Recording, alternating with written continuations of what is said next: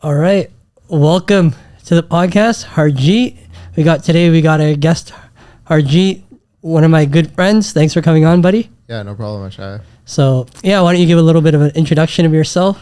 There's a lot I can say, but go for it. Oh man, that's a crazy question to begin with. Where do I even begin? I'm Harjeet. I currently work at Cisco Umbrella. The Cisco Umbrella used to be a startup called OpenDNS, and what they offered is a cloud security solution using through DNS. And I started there as a co-op and had a great time, and ended up coming back because the team was so awesome.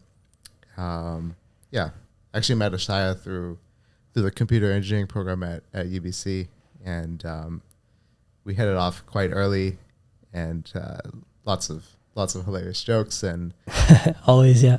played pool basically every day. I think we might have gotten a degree in playing pool rather than engineering. We'll take anyone on 2v2 if anyone wants. We'll be sure to get the 8-ball in early though. Yeah. Sweet. Yeah, and Harjeet's selling himself short. He's one of the smartest guys I know, and with anything, whether it's engineering related or anything else, he has really a myriad of different things that he's good at. So great to have him on. But the first thing I want to talk about, Harjeet, is this Herculean task that you did this past month, which was you're running 1 day, 1 kilometer first day, 2nd kilometer the second day, and then all the way to the 30th kilometer on the 30th day. So first of all, congrats, because I know how much of a mental effort that is, let alone a physical effort. People might think, physically it's tough, but it's the mental side that's actually harder. From someone who obviously not running as much as you, but I do run a little bit, so I know a bit. But yeah, we'll go through. Why don't you go through that? So the 30-day challenge is, I call it, this is the only 30-day challenge that I know of, and that's what I call it because one of our other good friends, Isaac, he did this a couple years ago, and at that time I was sort of still in my early ages of running, and so to me, when he did that, I'm like, dude, you're insane. Like, Insane. What? Like every day you're gonna run, and every day you're gonna run 1 more kilometer than the last day? Like, that's just so brutal. And having done my first marathon not too long ago, I took a pretty substantial break, like about a month from running, and I wanted to get back into it. And so I thought back to this running challenge. I'm like, am I ready for this now? Can I physically do this? And can I mentally endure this? And so I started it. Day 1 was super weird, just running 1 kilometer.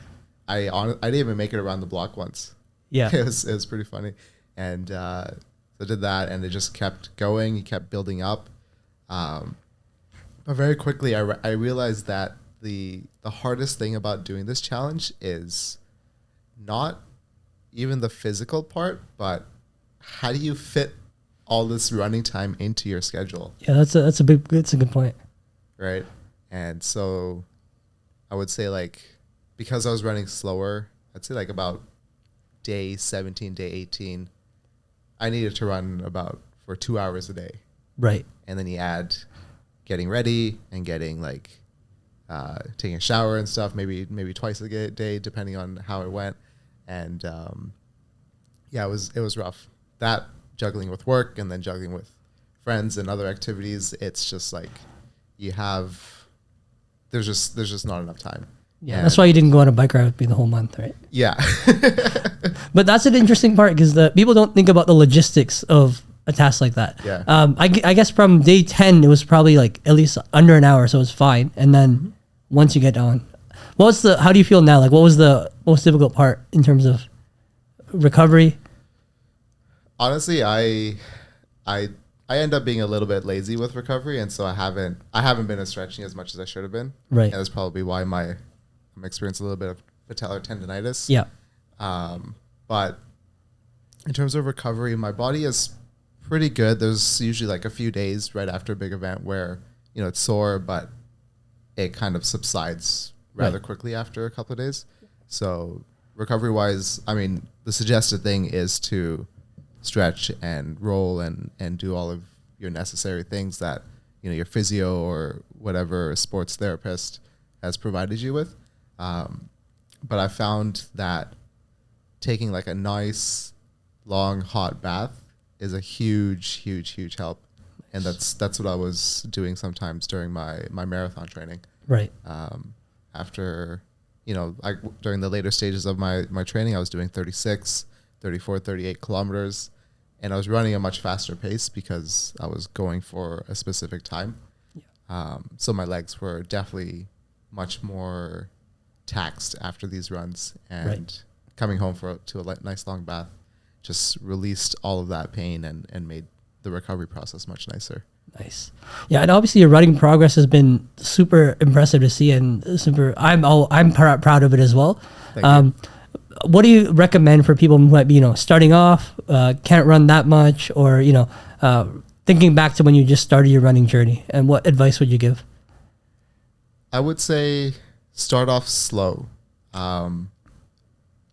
Running fast is awesome. It feels great, but there's a good chance you're going to injure yourself really quickly. My first injury is partly due to running too fast, too long, too quickly.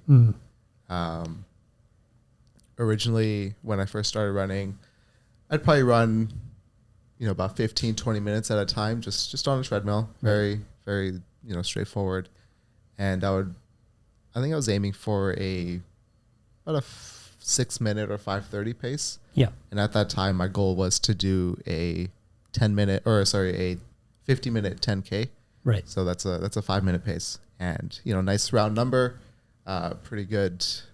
That's a really good pace for especially someone of my running capabilities, and I guess height as well takes a big part of it. But during that period, I was training for this thing. I ended up doing an 8K, and it was, I forget what pace I was doing it at, but it was my first 8K I had done, and I didn't stretch the day before or the day after afterwards, and I had a big hike.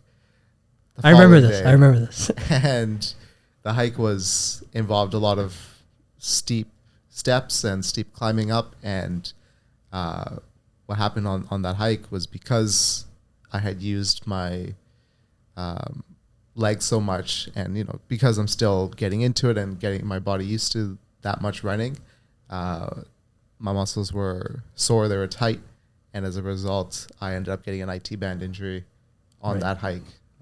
So very, very sharp pains on the left knee, just right in this corner here.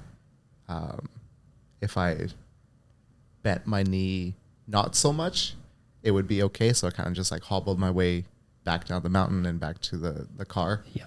But definitely that week was brutal. It was, I couldn't really do anything. And so that was the first time that wasn't the first time I went to physio. That was the sort of like second injury I generally had that I had to go visit a physio, first running related one. And ever since then, as I've pushed myself further, I actually ended up with the same injury on the other knee. So there's definitely a theme with how my body works and how it responds to drastic changes in activity. Yep, exactly. No, I think this actually is a good segue into, obviously you're like pretty meticulous with everything you do, right? Not just running, but thinking back when you were young, you were probably, one of the smartest kids in school, et cetera, growing up. What led you into going into a career in software or really in tech? Yeah, that's actually a really good story, and one that I've had it was kind of by chance that I had the opportunity to think about it. I was very involved in my old high school at HJ Canby, and shout out to Canby crew. Yep, shout out to the Crusaders. Unfortunately, they've actually changed their name recently. It's a little bit of a sad day. We were very proud of the Crusader name, not for the bad reasons. Obviously, it just sounded cool.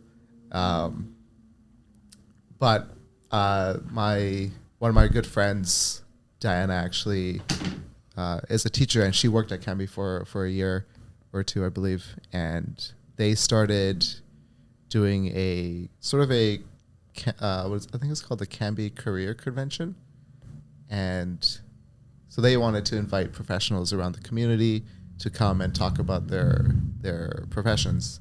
And so since Diana was working there, she got the coordinator to invite me to talk about software engineering.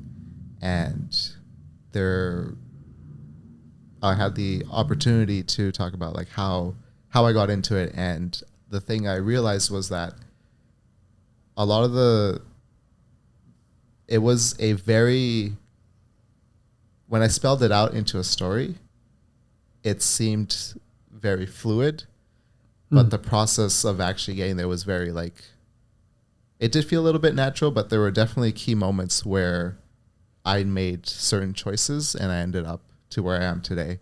But the best part is that it started off as an innocent dream as a kid of wanting to be a video game tester.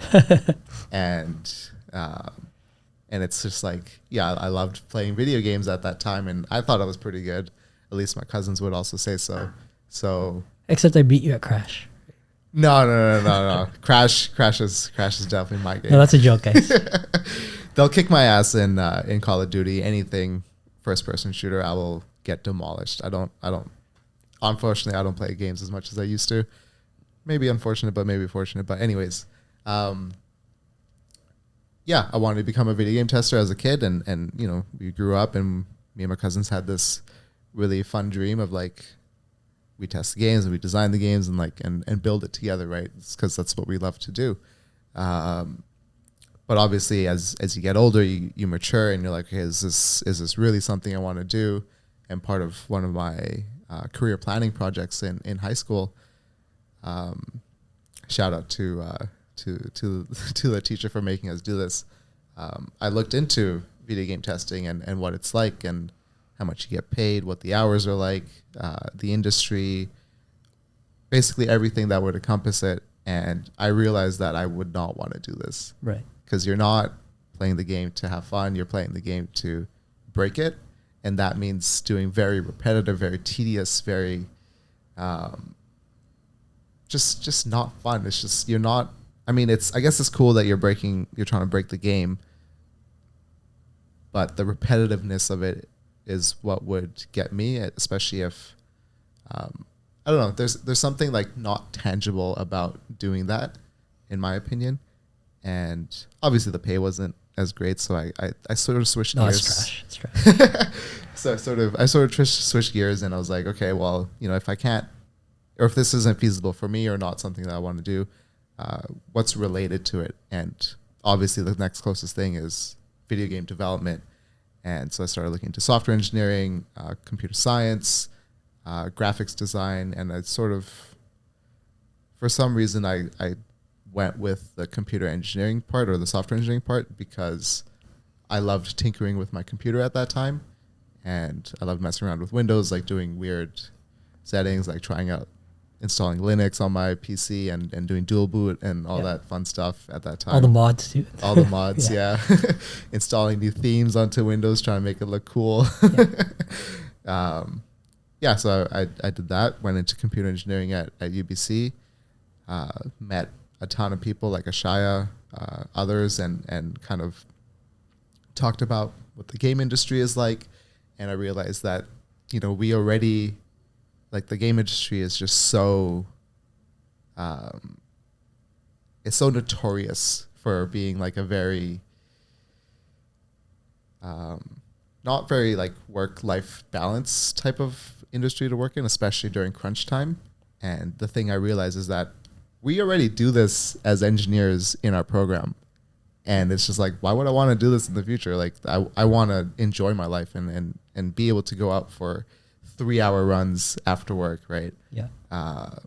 And so that at that point, I realized that, you know, it wasn't video game development that interests me. It was just solving problems related to software and honestly, anything in life at this point. And through another friend, I got referred to a position at one of the original teams at OpenDNS, which by that point was Cisco Umbrella. And had a great time there and went back after I graduated. Nice. Yeah, I think that's a lot of people's past. Like, it's not, one thing or another. It's kind of a series of events that lead to it. Yep. Mine's similar way as well. Similar story. I always wanted to do some sort of problem solving. I knew that was probably the route I wanted to take. A lot of the things that people would come and naturally, because I was a good problem solver, they'd be like, okay, can you fix my computer? Can you do this? Yep. I remember one thing I did was I hacked this MP3 player back when I was like grade 5, 6. Because everyone was I was like, okay, how could I make something touchscreen? So I started making it touchscreen. And we really started from there, things like that. And then I didn't actually know I wanted to do specifically computer engineering until really even after first year. Because I went in with the notion of maybe doing science and then business, something in science, whether that was physics and business or something along there. And then I realized that, first of all, business programs are a joke. As someone who runs a business now, they don't teach you anything about business. They teach you how to get a job at KPMG making 40K. Exactly. You can do you can be a manager at a lot of different small places and make a lot more than that. But the other thing I realized is manager at McDonald's. Exactly. Yeah. Actually, they probably make more. But the other thing I realized is there's a visceral feeling about building something from scratch and then seeing it implement right away that you don't really get in the non-applied program. And then I'd be lying if I didn't say that I didn't look at the market and saw what people are making. Yeah. And right now, obviously the multiples are coming down, the wages are coming down a bit, but we've been in a golden era of software, and we've been really fortunate to be in that area right now. And that was one of the things I did consider. I can't lie if I'd be lying if I said I didn't consider that. For sure. Yeah, I mean, when I was looking at video game testing, the wage was not great. And you look at software development, it was significantly higher. And I'm like, wow, that's amazing. Yeah. And knowing how much my dad made at the time is geez, I can make basically double and not move my ass off the chair. Yeah, it's so that's actually another thing I want to talk about. So obviously software's been pretty good for us so far. There is a wave coming. First of all, you can see from the public markets the multiples are coming down. Software SaaS is not as lucrative as it was. Yeah. Maybe it'll fix itself. I still think there's a lot of things left to be automated into software. Yep. So I think we're still, at least our careers, we should be fine. And even if we don't have to write a line of code, I'm chill. I think we have other skills that we can translate ourselves into. But what do you think is going to happen now with a bunch more automation? Things like, I've been raving about GitHub Copilot and how we can, automate one or two devs. Yep. Just pressing tab all day. But what do you think about kind of automation and even things like, for example, Postman, right? You have a tool like Postman. You don't necessarily need someone to test an API out. You can do it on Postman yourself. So a lot of these other kind of fringe jobs are kind of, not as needed. So you don't have to hire as many people. So what do you think about where the industry is heading and where roles might be heading? Yeah, that's a interesting thing to talk about. We sort of occasionally have this conversation at work about, when are we going to get programmed away? When are we gonna program ourselves away type of thing? I think there will always be room for at least oversight of whatever piece of software is creating the next piece of software. Yeah. Because there's a certain level of creativity that won't be in something that builds something else, right? It's a machine. There's that creativity that that imagination that of how do you solve something, and how do you sort of imagine a system that works well, and there's certain optimizations that a computer will just do better, which I think might actually be really beneficial for various use cases, especially in big data. But in terms of putting a system together that makes sense, and that you can reliably take care of for a long time, that I think requires some amount of human thinking in that.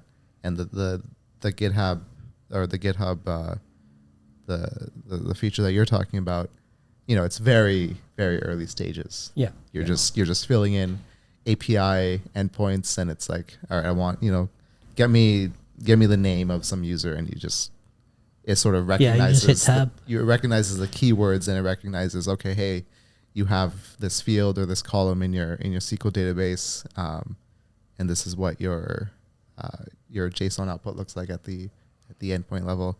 So it doesn't really understands, in my opinion. It more so knows about the mappings and kind of makes those correlations. Yeah.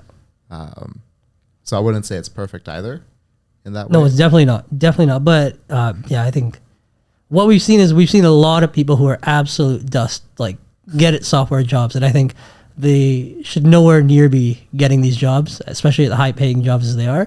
I think it might actually take out, kind of the bottom half or of people, and then leave in engineers, and it'll turn into maybe another engineering discipline more so, like where you have, if you're a good civil engineer, you probably get a job, but there's a lot of civil engineers without jobs. So I think it might normalize to that stage, and then later you'll see demand at the top of the funnel where less people want to go into software because they know, okay, well, there's not as many jobs in software. There's a lot more work involved at the top end. Yeah, there might be a natural equilibrium that we reach there. Yeah.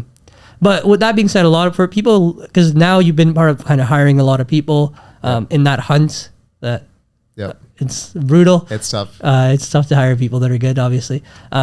What are some of your insights onto hiring, and for people looking for jobs, maybe what are some of the things you'd recommend to them that you've seen that are like red flags? I think like it's hard because every person is just a little bit different. When we're hiring, we're looking for someone that fits the team, and it's not always just about, oh, hey, can you, are you able to implement quicksort in the interview? Like that's not what we're looking for. Easy. Yeah, if you've memorized it, for sure it's easy, but it's like, do you have the understanding of what it means to be a software engineer? Is sort of what we're looking for. Are you able to work with the team? Are you capable? Are you able to solve a problem that you haven't seen? How do you solve a problem that you haven't seen? Right? What is your process? A lot of what we look for when interviewing people are not necessarily just the technical chops, but it's also you as a person. At least that's what I do, and that's what my team looks for. Will we enjoy working with you is a big one. And do we feel that if something goes wrong in production, would this person have our back, or would they, just dip and be like, I can't help, or, just doesn't provide any sort of, there isn't that sense of team right in that person. But it's interesting, like I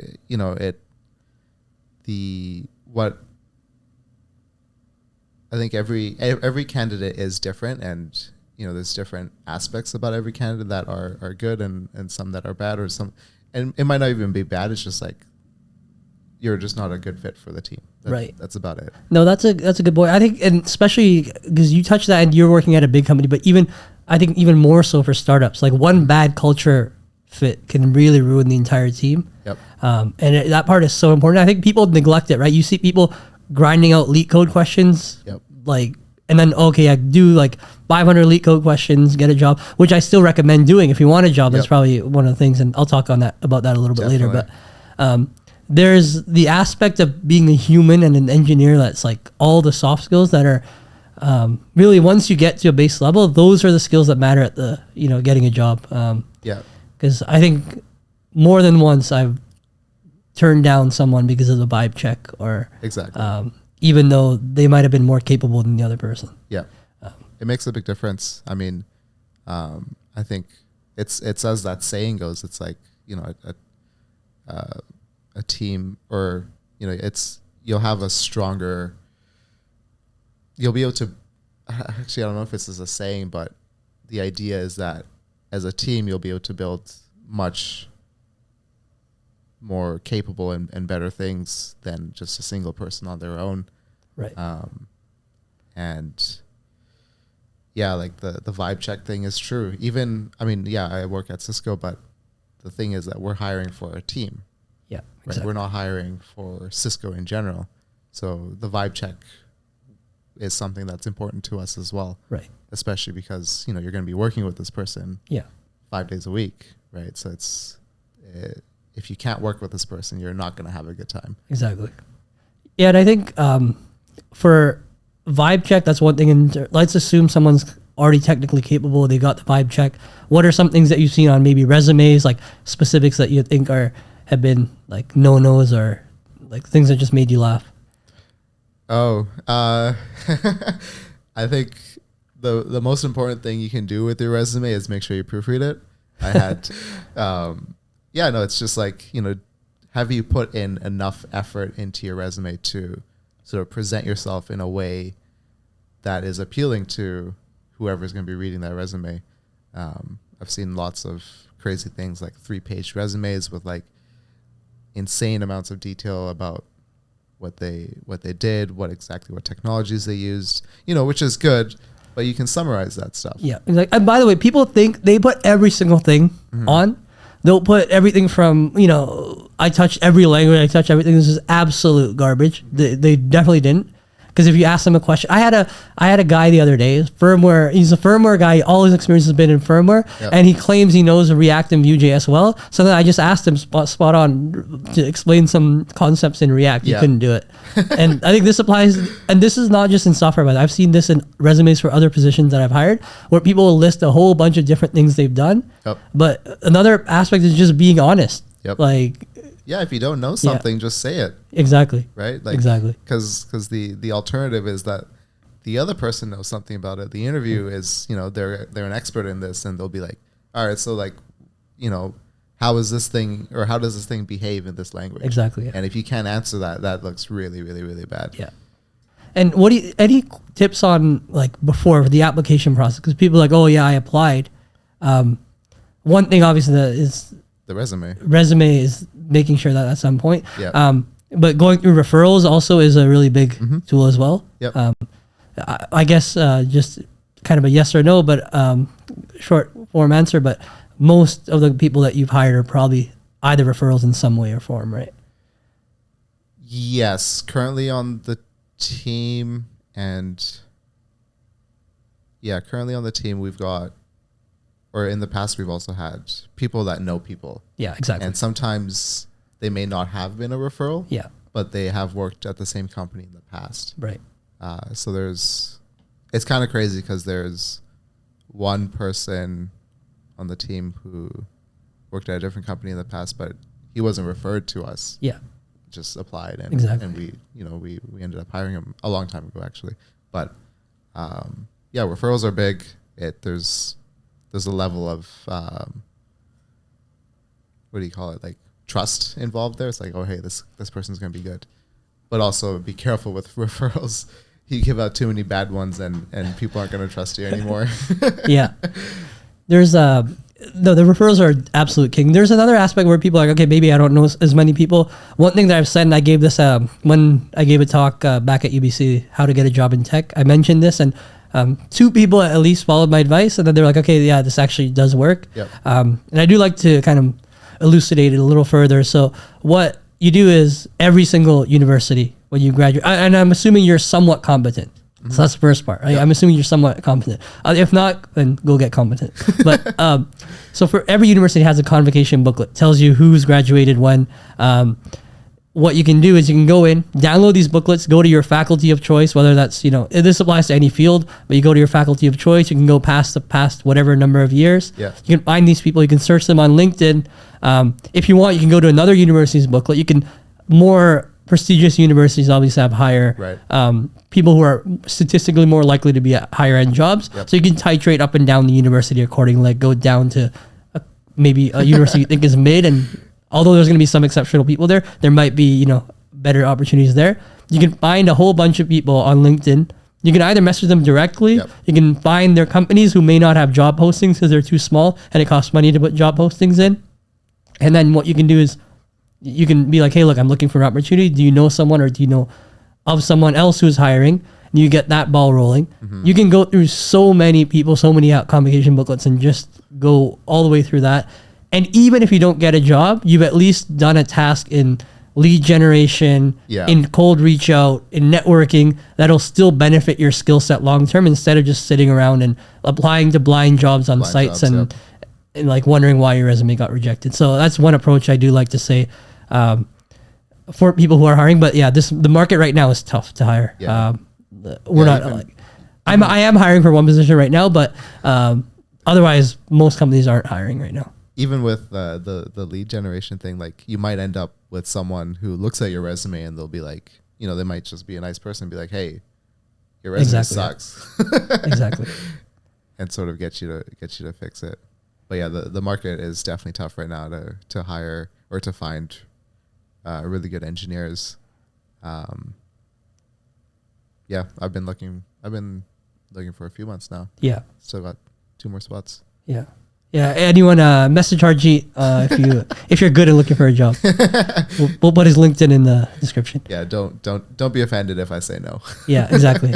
That's part of it too. Being able to handle rejection. I had one guy, he started yelling at me, like he did a coding challenge. I expected a lot because I do still expect technical competency and some amount of, you know, technical prowess when you start doing questions. One guy, he definitely very experienced, he couldn't do it. So then I told him flat out during the thing that I'm slightly disappointed. He started yelling at me on the thing. I'm like, okay, well, even if, let's say that you said, okay, hey, I'm having a bad day, can I get a different opportunity, different time? I may have actually given him another interview because his like resume was so good. But now that you're yelling at me, you're done, bro. Like it's over. Yeah, there's some things you just can't come back from. Like that's a huge red flag in terms of their character. Exactly. Yeah. It's like, hey, you weren't able to solve something and then you just flip out. That's a huge no-no, especially when you're dealing with people's data, large systems that are very complicated and interact with other systems. And when money is on the line, like exactly, you need to have a clear head and really think about what's going on. True. And how do you solve the problem? One last thing I want to ask you is, given kind of, you know, you have a lot of knowledge in a lot of different areas, you know, very well versed in different things. What's kind of your approach to learning new things, getting better at things that you're good at? Maybe you can speak a little bit to kind of your knowledge approach. I'm just inherently curious about things. I like asking questions, especially if there's something I don't know, or a space that I don't know about. I just like to ask questions, and it's a part of me that, you know, for better or for worse, is good or bad depending on the types of questions I ask. But yeah, I just like to know how things work and how sometimes how people think, how do you make something better, and a lot of that I don't know, part of it is also goal driven as well, like with my whole running thing. Yeah. That was it's just like, how do I become more fit, just from a health standpoint, and obviously the vanity side of things is also there, and then it quickly becomes to like, okay, well, I did this thing, how do I run 465 kilometers in a month? Yeah, how do I beat myself? Yeah. And yeah, it's part of it. It's just you need to be motivated, and you need to care about the things that you're doing and what you're learning. But I think the most important thing of all is just to have an open mind. Yeah. Be open to be open to being wrong. Exactly. Because when you're wrong, that means there's something you don't know, and there's a learning opportunity there for you. Yeah. It's like there's a saying that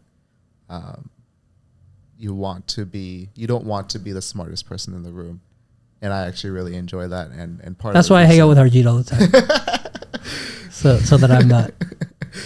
What are you talking about? There's lots of things I ask you about too. Yeah, I know. But that's a really good point. That's kind of something I want to end off on is through my journey and kind of throughout, running Honeycomb and going through and working in this space, meeting a lot of people through business, I always like to not be the smartest person in the room, at least at something, and then trying to take something out of, whoever's in there. Obviously, when you're hanging with friends, it's a little bit different, but in a professional setting, you want to learn something from someone. And if you're not, then you probably want to leave the room anyways. Exactly. There is, sometimes where it'd be like, a lot of these days where a lot of people talking about things like blockchain and cryptocurrency, all this stuff, and you'll hear people talking about it a lot, and I'm like, okay, I don't know a lot about it, but I definitely know more than you, and you definitely don't know anything. So we'll have that discussion with someone else. But if you keep doing that and even like surrounding yourself with people who are better than you, always kind of motivate you both, and it might motivate them as well, because you start having that growth mindset, and then they follow. Yeah, and it's like it builds off of each other. Yeah, like you learn something from someone, and they teach you something, or sorry, you learn something, and then you can teach them about something. Kind of, it just plays back and forth. You have that conversation, and there might be a question you ask the other person's like, oh, hey, like, I didn't think about that. Yeah. Right. And it kind of gets their gears turning too.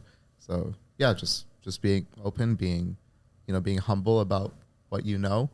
Exactly. Is very, very key to sort of growing and expanding your knowledge. Sweet.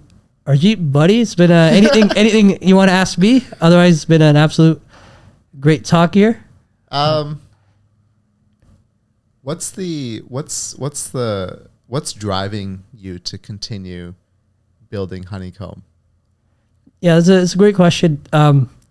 There is an inherent need in the market for something like this. There are a lot of people that are suffering with dietary restrictions, and you see that, and I don't want to say that it's only the goal of the kind of the trying to do God's work, if you'd like, of trying to help these people, because that's not the only thing, but that's definitely like in moments where you feel, oh man, I'm just I'm doing the same thing again. What's happening? Nothing. There's no progress, and sometimes it'll be like that is the thing that ends up being the driving factor. Right. But there is the factor of pushing, trying to build something out for yourself, and then going and setting your goals. Both, we want to bring value into the market, and if you bring value into the market will reward you. Yep. So there is that aspect financially that I'm confident that we will, reach those goals. There is another thing I always think of, which is, being able to build everything out yourself. Yep. And you cannot build something of significance by yourself, but you can get close. And you can also, because you do need a team, and we talked about this earlier, but you do need a team. And part of that is also building something out yourself, is also building a team. And I've had, the good fortune of being able to work with some really great people here. Some of them, obviously, they go on and get poached by companies like Google and Shopify. But we love them while they're here, and we know that we can't always keep everybody here. So whenever someone does come here, we always, I'll help you, get to your next career goal. Yeah, but just, give me that loyalty right now. While you're here, give me everything, and I'll give you everything. If you need, I'll try and find you a referral, etc.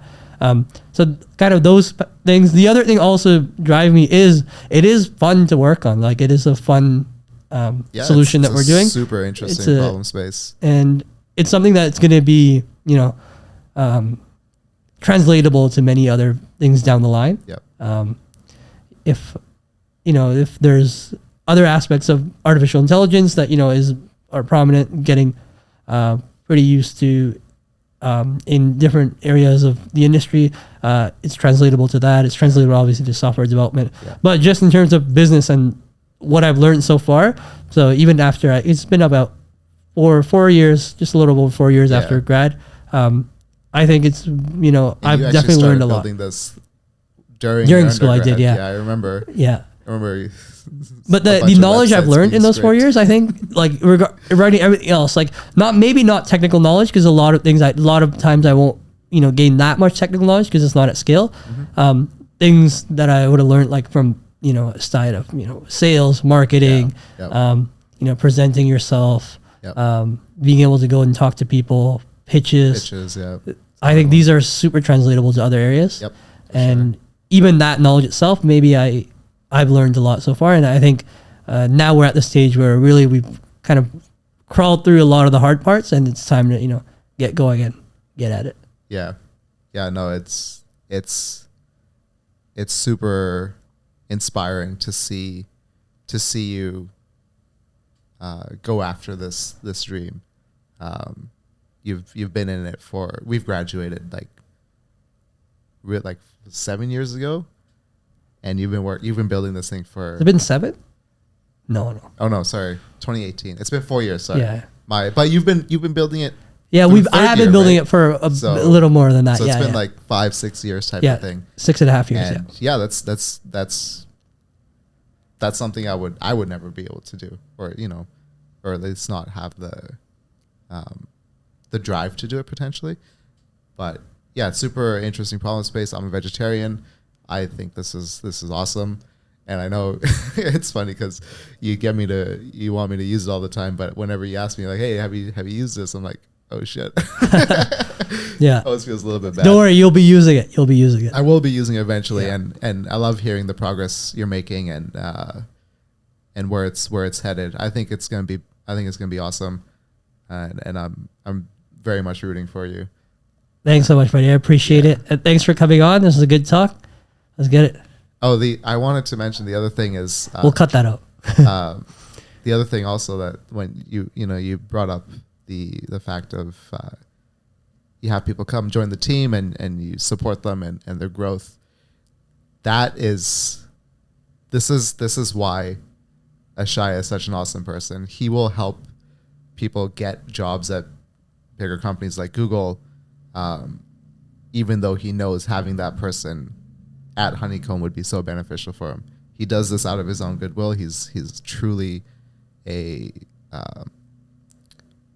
advocate for his friends, for people in the tech industry, and for people to grow. It takes a lot of just care to even do that. So, thanks, man. I appreciate that a lot. See, on the surface, I might be a bad kid, but I'm a nice guy when you look at it sometimes. Yeah, on the surface, you'll see this guy screwing up a lot, but when it comes down to it, he truly does care about everyone he works with, and he'll definitely do his best. Perfect. All right, now I think let's call that a wrap. I think it was a good talk. Thanks, buddy.